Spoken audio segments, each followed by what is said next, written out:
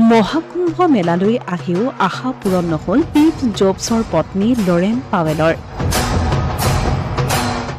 লৰেনৰ পৰা কমলা হৈও মনৰ আশা মনতেই লৈ উভতিল স্বদেশলৈ।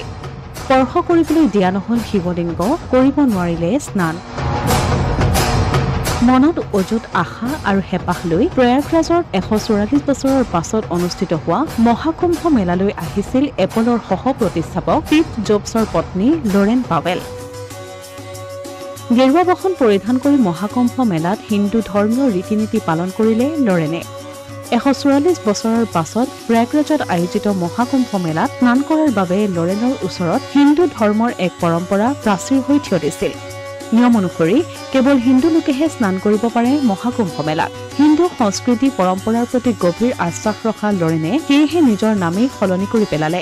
এক কথাত মহাকুম্ভ মেলালৈ আহি পুনৰ জন্ম হল ষ্টিভ জবছৰ পত্নীৰ। ৬১ বছৰ বয়সত হিন্দু ধৰ্ম গ্ৰহণ কৰি লৰেন হৈ পৰিল কমলা। কিন্তু ইয়াৰ পাছতো যেন কোনোবাখিনিত আধৰুৱা হৈ উভতিবলগীয়া হল লৰেনে। মহাকুম্ভত অমৃত স্নান কৰিব নোৱাৰিলে ষ্টিভ জবছৰ পত্নী লৰেন পাৱেল ওৰফে কমলাই। এলাৰ্জিৰ বাবে অসুস্থ হৈ পৰাৰ ফলত স্নান কৰিব নোৱাৰিলে এপলৰ সহ প্ৰতিষ্ঠাপক ষ্টিভ জবছৰ পত্নীয়ে। ইফালে এই সকলোবোৰৰ মাজতে চৰ্চালৈ আহিছে এখন বিশেষ চিঠি। ৫০ বছৰৰ পূৰ্বে ষ্টিভ জবছে লিখিছিল এই চিঠিখন। মহাকুম্ভৰ সন্দৰ্ভত লিখা জবছৰ এই চিঠিখন আলোচনাৰ বিষয় হৈ পৰিছে বিশ্বজুৰি।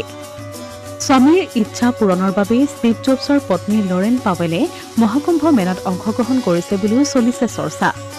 উল্লেখযোগ্য যে মহাকুম্ভ মেলাৰ প্ৰথম আৰু দ্বিতীয় ৰাজকীয় স্নান আছিল ১৩ জানুৱাৰী আৰু ১৪ জানুৱাৰীত। তৃতীয় ৰাজকীয় স্নানৰ দিন ২৯ জানুৱাৰীত মৌনী অমাৱস্যাৰ সময়ত। চতুৰ্থ ৰাজকীয় স্নান ২ ফেব্ৰুৱাৰীত বসন্ত পঞ্চমীত।